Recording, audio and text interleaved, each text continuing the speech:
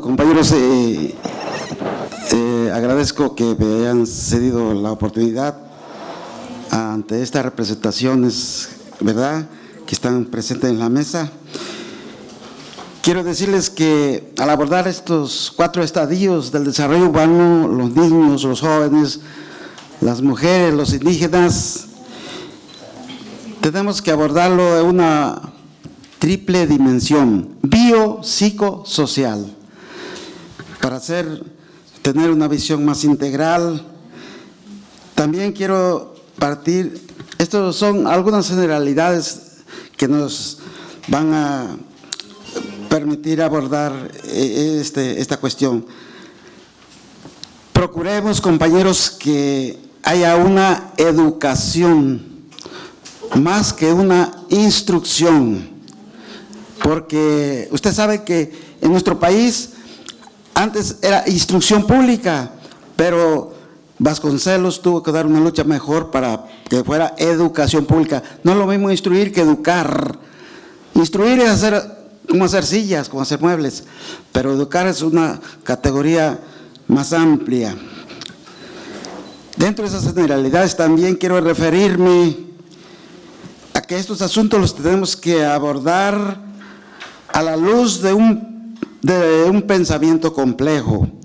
Nosotros debemos estar en contra del pensamiento único. Precisamente la pluralidad es lo que da fortaleza a esa unicidad de voluntades. Y también quiero decirles que el ser humano no nace, el ser humano se hace. Y entonces, en ese proceso fue un papel muy importante la educación, ¿no?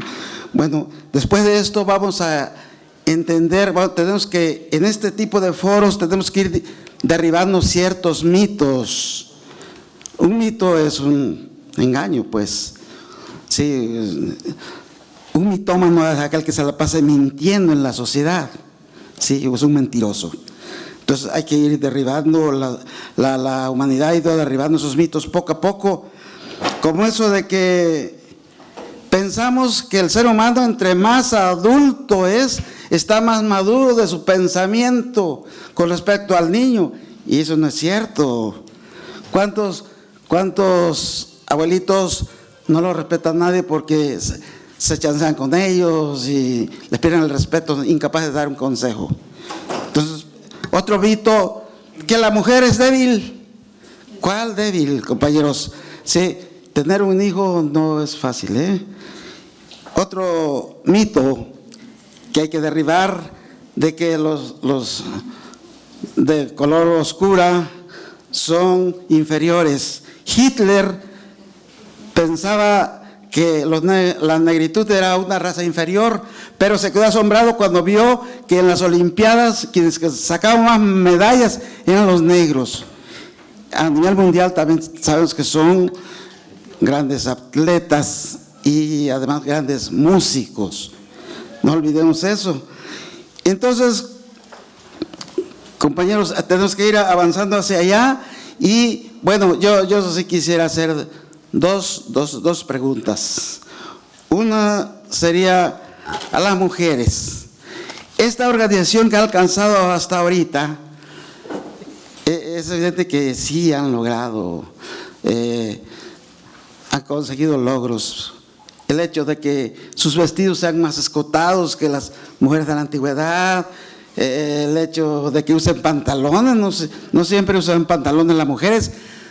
Sor Juana Inés de la Cruz tuvo que disfrazarse de hombre para estudiar, porque estaba prohibido estudiar en esa temporada, ¿no? Por cierto, Sor Juana Inés de la Cruz es la mujer de la cual más se ha escrito en el mundo de esta mexicana, ¿sí? Sor Juana Inés de la Cruz. Entonces, compañeros, tenemos que entender que hay esos logros. En ese sentido, la mujer tiene que, yo creo que toda la sociedad, pero ella también tiene que procurar, toda la sociedad tiene que procurar para que tengamos una correcta y adecuada educación sexual. La pornografía no educa, no educa, deforma, porque se ve como un objeto sexual la mujer, no como un ser humano. Entonces, tenemos que entender eso para pensar en la planeación familiar de la sociedad.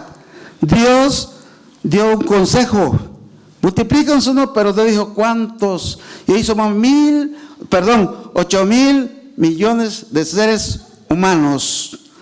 ¿Sí? Entonces, esa es la situación. Tenemos que entender, entonces, que hay que pensar en la planeación familiar, porque la mujer ha descubierto que no solo su función es la reproducción, sino que también tiene derecho a gozar de su cuerpo.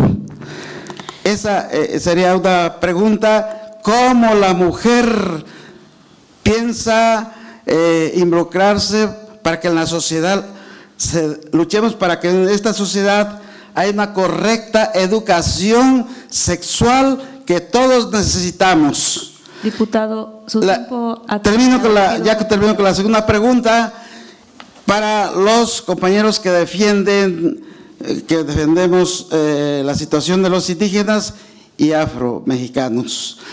Yo quiero preguntar a ustedes si tienen como basamento el antecedente histórico, porque el asunto de los indígenas en México se inició por allá en 1994 con los acuerdos de San Andrés Larrainzar en los zapatistas chiapanecos, que exigían solamente que aparecieran sus derechos en la Constitución, y en aquel entonces el presidente ni los oía ni los veía. Entonces, esa es la situación. Si tienen ustedes, esa es la pregunta, ese antecedente histórico, porque es evidente que también se ha logrado, tanto para los indígenas como los pueblos afro, que hoy, por cierto, ya tienen una feria de la negritud en Costa Chica, ¿verdad? Entonces, compañeros, esa pregunta para que liguemos esto con la historia, y no veamos esta situación de la lucha de los indígenas y los afromexicanos como un asunto meramente coyuntural.